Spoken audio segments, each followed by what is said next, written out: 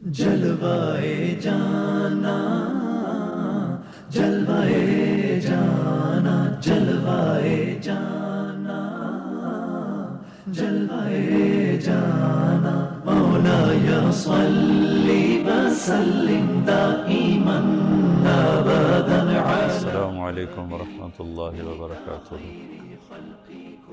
بسم اللہ الرحمن الرحیم، والصلاة والسلام علی رسولہ الکریم وعلی آلہ وصحبہ اجمعین۔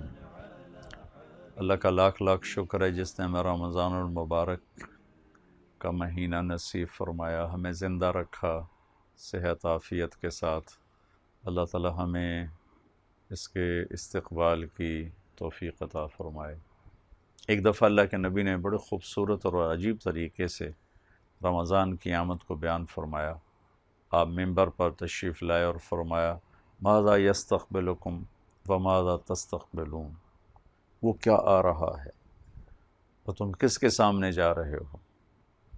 پھر دوبارہ دہرایا، ماذا یستقبلکم وماذا تستقبلون، وہ کیا آ رہا ہے، وہ تمہارے سامنے کیا آ رہا ہے اور تم کس کے سامنے جا رہے ہو۔ پھر تیسری دفعہ، ماذا یستقبلکم وماذا تستقبلون، وہ کیا آ رہا ہے، تم کس کے سامنے جا رہے ہو۔ تو عمر رضی اللہ تعالیٰ عنہ کھڑے ہو کے، یا رسول اللہ اوحی نزل، کیا کوئی وحی آ گئی؟ آپ نے فرمایا نہیں۔ پھر کہا وہ دشمنی کا زمانہ تھا، جنگ کا، عدو حضر، کیا کسی دشمن نے حملہ کر دیا ہے؟ آپ نے فرمایا نہیں۔ تو پھر یا رسول اللہ کیا ہے؟ تو آپ نے فرمایا کہ رمضان المبارک آ رہا ہے۔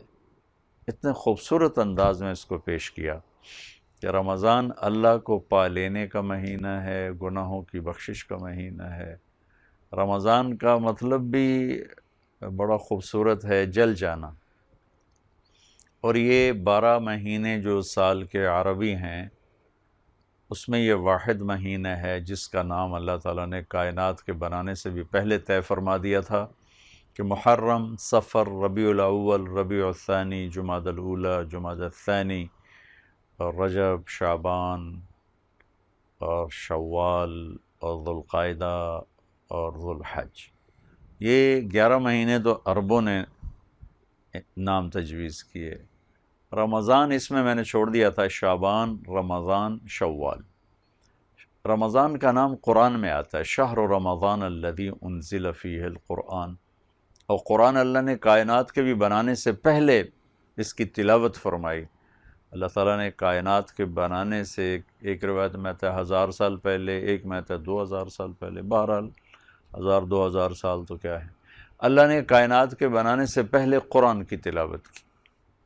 اس میں شہر رمضان اللہ نے اس وقت پڑھا ہوگا تو ابھی زمین آسمان بھی نہیں بنے، اور اس مہینے کا نام اللہ نے رمضان طے کر دیا تھا۔ روزے اور اس لفظ رمضان میں جو مناسبت ہے وہ بتانے لگا۔ رمضان کہتے ہیں جل جانا۔ صلاۃ الاوابین حین ترمض الفصال، ایک روایت میں آتا ہے کہ جب اونٹ کے تلوے جلنے لگیں، جلنے، رم ترمض، جب اونٹ کے تلوے جلنے لگیں۔ تو اس میں مناسبت یہ ہے کہ اللہ تبارک و تعالیٰ اپنے بندے کے سارے گناہوں کو اس مہینے میں جلاتا ہے۔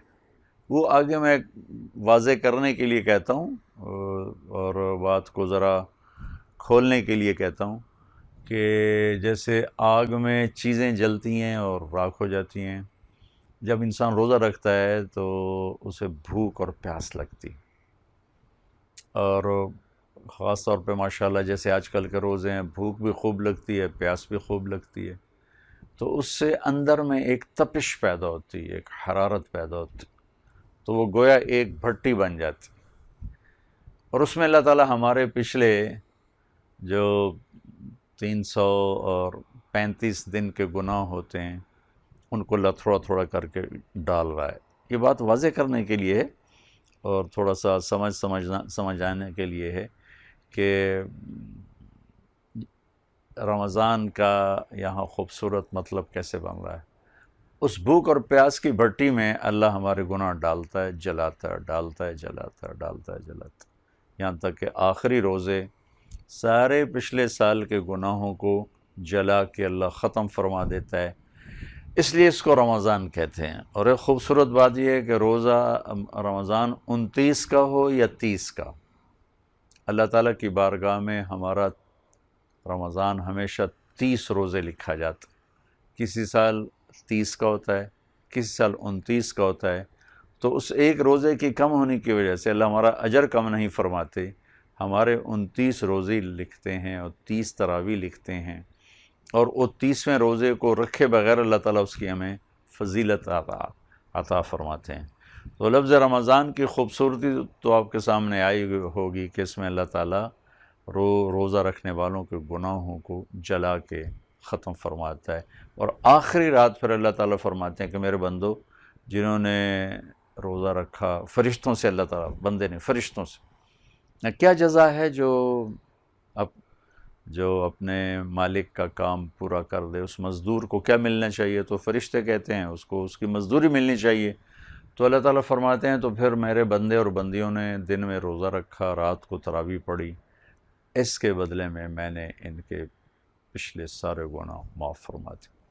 اس خوشی میں پھر ہم 2 نفل پڑھتے ہیں عید کے، جو خوشی کا دن ہے کہ اللہ نے ہمیں معاف فرما دیا اور اللہ ہم سے راضی ہو گیا۔ پھر اس میں بھی اللہ تعالیٰ فرماتے ہیں جاؤ مانگو، جو مانگو گے اللہ تعالیٰ کی طرف سے تمہیں دیا جائے گا۔ تو رمضان کی آمد کے حوالے سے ایک ضروری بات کرنا چاہتا ہوں۔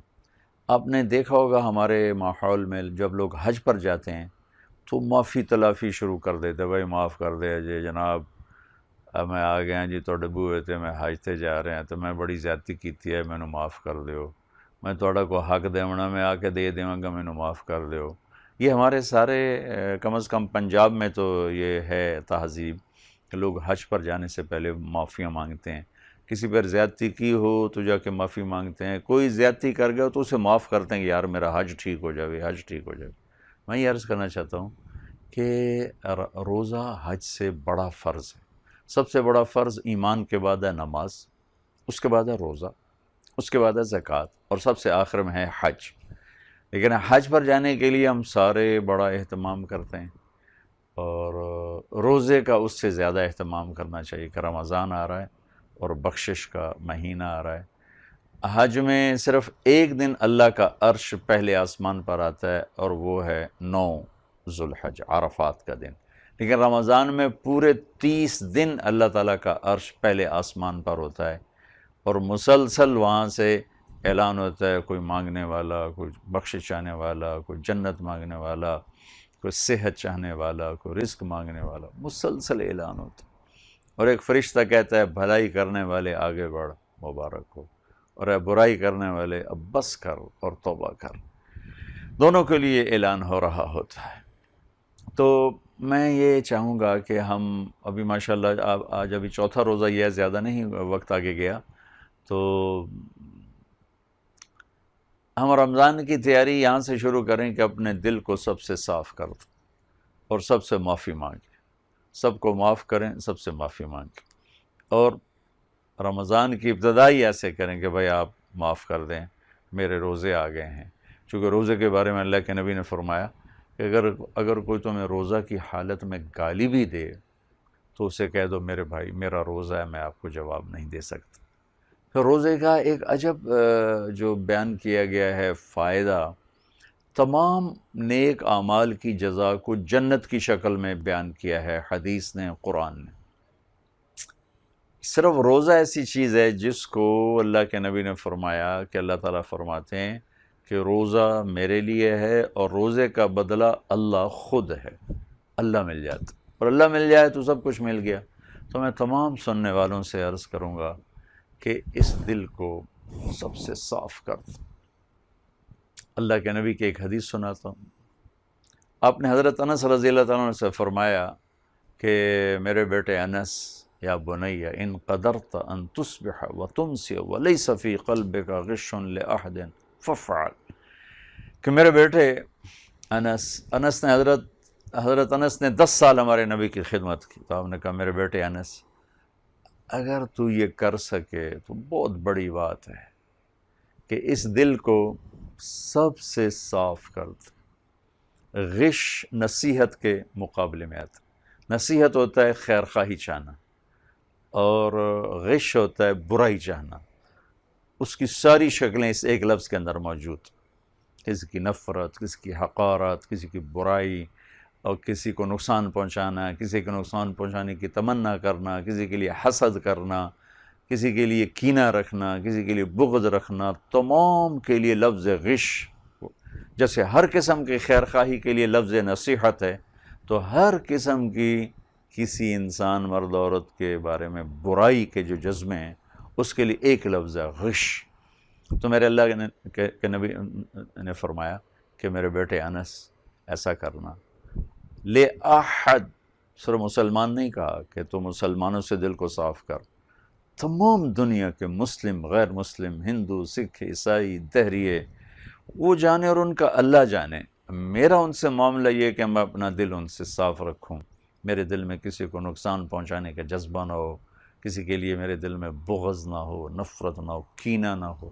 بغض ہوتا ہے نفرت، اور کینہ ہوتا ہے نفرت کے ساتھ نقصان پہنچانا۔ تو میں آپ سب سے عرض کروں گا اس دل کو صاف کر دیں۔ اگلی بات سنیں، ثم قال یا بنی وذلک من سنت، ذالک یہاں بہت عظیم مطلب دے رہا ہے۔ پھر آپ نے فرمایا کہ میرے بیٹے یہ میری عظیم الشان سنت ہے، یہ ذالک، الف لام میم، ذالک الکتاب لا ریب فیہ کا ترجمہ ہے کہ یہ وہ عظیم الشان کتاب ہے جس میں کوئی شک نہیں۔ صرف یہ وہ کتاب ہے جس میں کوئی شک نہیں، اس کا ترجمہ ادھورا ہے۔ اس کا صحیح ترجمہ یہ ہے کہ یہ وہ عظیم الشان کتاب ہے جس میں کوئی شک نہیں۔ تو وَذَلِكَ مِن سنتی، میرے بیٹے یہ میری عظیم الشان سنت ہے، عظیم الشان سنت ہے۔ میرے نبی کی ہر سنت عظیم الشان ہے، ہر سنت، لیکن جس کو آپ خود کہیں عظیم الشان ہے تو باقیوں سے اوپر چلی جائے گی۔ یہ میں نے پگڑی باندھی ہے، یہ بھی سنت ہے، سرما لگانا یہ بھی سنت ہے، داڑھی رکھنا یہ بھی سنت ہے، سفید لباس پہننا آپ کو پسند تھا یہ بھی سنت ہے، سیدھے ہاتھ سے کھانا یہ بھی سنت ہے۔ کتنی بے شمار سنتیں ہیں میرے نبی کی زندگی میں، لیکن آپ نے فرمایا دل کو کھوٹ سے صاف رکھنا تمام انسانوں کے لیے میری عظیم الشان سنت۔ پھر فرمایا ومن احب سنتی فقد احبنی، جو میری اس سنت سے پیار کرے گا مجھ سے پیار کرے گا۔ ومن احبنی کان معی فی الجنہ، جو مجھ سے پیار کرے گا جنت میں میرا ساتھی ہو جائے گا۔ تو میں تمام سننے والوں سے عرض کرتا ہوں، خواتین، حضرات، چھوٹے بڑے، بچے بچیاں، صاف کر دو۔ کسی سے لڑے ہوئے جا کے صلح کر لو، میاں بیوی لڑے ہوئے فوراً صلح کر لو، بہن بھائی لڑے ہوئے فوراً صلح کر لو، ماں باپ اولاد میں کوئی کھٹپٹ ہے فوراً صلح کر لو، پڑوسی سے، دوست سے، پارٹنر سے کوئی لڑائی ہے صلح کر لیں تاکہ آپ کا روزہ قیمتی بنے، خوبصورت بنے۔ اور ایک عرض کروں گا کہ اس بھوک اور پیاس سے ڈر کے روزہ نہ چھوڑیں، یہ میرے رب کی طرف سے بہت خوبصورت تحفہ ہے۔ تھوڑی تھوڑی تکلیف کے لیے، تھوڑے تھوڑے نفع کے لیے لوگ ہمالیہ پہاڑ جیسی تکلیفیں اٹھاتے ہیں۔ اس روزے کے پیچھے میں اللہ ملنے والا ہے، اور اللہ کے لیے تھوڑی سی تکلیف، تھوڑی سی پیاس کوئی بڑا مسئلہ نہیں۔ اللہ کے نبی کی اولاد حضرت حسین رضی اللہ تعالیٰ عنہ کا قافلہ 72 آپ کے جان نثار تھے، اور 18 اہل البیت آل الرسول کے نوجوان تھے جو شہید ہوئے، باقی بچے بچیاں اور بھی تھے، جو شہید ہوئے وہ 18 تھے۔ ان سب نے 3 دن کی پیاس برداشت کرتے ہوئے اللہ کے بارگاہ میں اپنی جان کا نذرانہ پیش کیا۔ کائنات کی پاکیزہ ترین ہستیاں جن کے لیے لفظ پاکیزہ بھی چھوٹا ہو جاتا، اور میرا وہ ہمارے پنجابی کہتا میرا روں روں قربان، میرا لوں لوں قربان۔ تو ہمارا تو ایک ایک سانس ان ہستیوں پہ قربان جنہوں نے اللہ کو راضی کرنے کے لیے 72 گھنٹے کی پیاس برداشت کی، اور پیاسے ہی اللہ کے پاس چلے گئے، معصوم بچوں سے لے کر جوانوں تک سب پیاسے چلے گئے۔ ہماری پیاس تو 16 گھنٹے، صرف 16 گھنٹے، اور اس میں بھی زیادہ لگے تو نہا لو، کام تھوڑا کر لو، اپنے نوکروں کو مشقت کے کام ہٹا دو، ان سے کام آدھے لے لو، ان سے کو بھی آپ روزہ رکھیں، اور سب کو ترغیب دیں۔ کوئی بیمار ہے تو چھوڑ سکتا ہے، بعد میں رکھ لیں، لیکن صرف بھوک اور پیاس سے ڈر کے روزہ چھوڑنا بہت بڑا گھاٹے کا سودا ہے۔ خود بھی اپنا کام گھٹا لیں اور اپنے نوکروں سے بھی کام تھوڑا لیں تاکہ ان کو روزہ پورا کرنے میں کوئی تکلیف نہ ہو، دقت نہ ہو۔ تو دلوں کو صاف کر دیں۔ اور روزہ کیا ہے؟ صرف منہ بند کرنا نہیں ہے، سر سے لے کر پاؤں تک روزہ۔ ایک ہوتا صوم، صوم کا مطلب ہے منہ بند کرنا۔ ایک ہوتا سیام، سیام جو کتب علیکم الصیام، سر سے لے کر پاؤں تک سارا وجود روزہ رکھے، یہ سب سے اعلیٰ درجے کی چیز ہے۔ اور دل کو صاف رکھنے کے لیے ایک اور حدیث سناتا ہوں۔ ایک دفعہ مسجد میں بیٹھے تھے تو آپ نے ارشاد فرمایا کہ اس دروازے سے ایک جنتی آ رہا ہے۔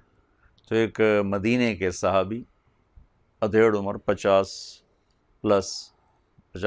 کے عمر کے، ان کے ہاتھ میں جوتا، تازہ وضو، پانی ٹپک رہا تھا۔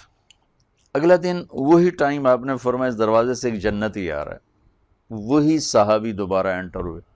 اگلا دن آپ نے کہا اس دروازے سے جنتی آ رہا ہے، وہی صحابی انٹر ہوئے۔ اس مجمع میں ایک صحابی ہیں، ان کا نام ہے عبداللہ بن عمرو بن عاص۔ یہ تمام صحابہ میں سب سے زیادہ عبادت کرنے والے تھے، جہاں تک میں نے پڑھا ہے، ہو سکتا ہے اس سے بھی کوئی زیادہ ہو۔ ساری رات نفل پڑھتے تھے، سارا سال روزہ رکھتے تھے، اور دن رات میں ایک قرآن ختم کرتے تھے۔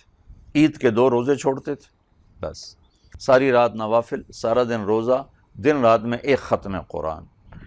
تو پورا انہوں نے ٹائم کا جو اسکیل اور گراف تھا وہ سارا بھر دیا، اور 1 سیکنڈ اس میں نہیں چھوڑا۔ ان کو یہ خیال آیا کہ کیا یہ مجھ سے بھی زیادہ عبادت کرتا ہے جو اس کو جنت کی بشارت ملی ہے؟ لاشعور میں غالباً یہ ہوگا کہ ان کو کیسے مل گیا، مجھ سے بھی زیادہ عبادت ہے ان کی، لہٰذا میں دیکھتا ہوں یہ کیا کرتے ہیں۔ تو یہ ان کے گھر گیا، کہا چاچا جی السلام علیکم۔ کہا وعلیکم السلام۔ کہا چاچا میرے ابا ناراض ہو گئے ہیں، میں 2-4 دن آپ کے پاس گزارنا چاہتا ہوں، آپ اجازت دیتے ہیں؟ ہاں ہاں بسم اللہ بیٹا، ضرور آؤ، رہو، کھاؤ پیو، موج کرو، رہو، تھوڑا اپنا گھر ہے جیسے ہم کہتے ہیں۔ اب جب رات ہوئی نا تو انہوں نے، عبداللہ بن عمر نے جلدی سے چادر اوڑھی اور یوں سوراخ تھوڑا سا رکھ کے نا آنکھ کا دیکھنا شروع کیا کہ اب یہ بزرگ کیا کرتے۔ وہ تشریف لائے، سرانے پہ سر رکھا اور سونے کی دعا ہے اللہم بسمک اموت و احیا، اور سوئے، اور جب فجر کی اذان پہ اٹھے، ساری رات سوئے، سر کروٹ بدلتے ہوئے آنکھ کھلتی تو اللہ اکبر کہہ دیتے۔ یہ بڑے پریشان ہو گئے کہ یہ کیا ہو۔ اس زمانے میں تو منافق تہجد نہیں چھوڑتے تھے، یہ آدمی ساری رات کیسے سوئے رہا؟ پھر ان کو خیال ہے کل دیکھوں گا۔ اگلا دن آ گیا، پھر وہ عشاء کی نماز پڑھ کے سوراخ میں کر کے اور دیکھنے لگ گئے۔ وہ پھر بستر پر دراز ہوئے اور سوئے اور فجر پہ اٹھے گئے، بھئی یا اللہ یہ کیا چکر۔ وہ سمجھ رہے تھے کہ ساری رات سجدے میں گزارتے ہوں گے، اور وہ 1 رکعت بھی نہیں پڑھی۔ ان کا چلو 1 رات اور دیکھ لیتا ہوں۔ اگلی رات دیکھا، پھر اسی طرح کر کے، تو پھر وہ ساری رات اسی طرح سوئے رہے۔ تو اب اللہ کے نبی کی بات تو غلط ہو نہیں سکتی، اور انہیں سمجھ میں آ نہیں رہا کہ جنت کی بشارت ملی کس بات پر، جو آدمی ساری رات سوتا رہے۔ فرض چھوڑنے کا تو اس زمانے میں سوال ہی کوئی نہیں تھا۔ یہ تو تہجد کے چھوڑنے پہ حیران ہو رہے ہیں، پریشان ہو رہے ہیں کہ منافق بھی پڑھتے ہیں۔ پھر جب وہ صبح ہوئی نا، اذان پر اٹھے تو پھر وہ نہ رہ سکے، اور جیسے کہ پھٹ پڑے کہ چاچا میرے پلے گل کوئی نہیں پئی، ترائے دیں تینوں اللہ دا نبی بشارتاں دیندا رہا، جنتی آ رہا، جنتی آ رہا، جنتی آ رہا، اور تینوں دن چاچا تو ہی آیا ہے، میرے ابا سے کوئی جھگڑا نہیں تھا، میں صرف دیکھنے آیا تھا کہ آپ کیا کرتے ہیں، لیکن آپ تو ساری رات سوتے رہتے ہو، یہ کیا چکر؟ انہوں نے کہا بیٹا جو دیکھا ہے بس یہی ہے اور کچھ نہیں۔ تو اب وہ ایسی پریشانی حیرانی میں وہاں سے واپس مڑے کہ اللہ کے نبی کا فرمان حق اور سچ ہے، اور ان کا عمل بھی کوئی سامنے نظر نہیں آیا، تو کیا چیز؟ دروازے تک گئے تو فرمایا بھتیجے واپس آؤ، واپس آئے۔ کب میں تمہیں اندر کی بات بتاتا ہوں۔ یہاں یوں اشارہ کیا کہ یہ جو دل ہے نا، اس میں کسی انسان کے بارے میں کوئی کھوٹ نہیں ہے، اور اللہ تعالیٰ جس کو بھی کوئی نعمت دیتا ہے تو مجھے کوئی حسد نہیں ہوتا، خوشی ہوتی ہے۔ تو اس پر ان کا ریئیکشن کیا تھا عبداللہ بن عمر کا؟ ہاذا ہوا، اچھل کے کہنے لگے ہاذا ہوا، یہ ہے، یہی ہے، یہی ہے، یہی ہے۔ آگے کہا پھر یہ کون کر سکتا ہے؟ یہ کیڑا کوئی ہر کہیں دے وس دا کام ہے، یہ بھی کہیں کرنا ہے۔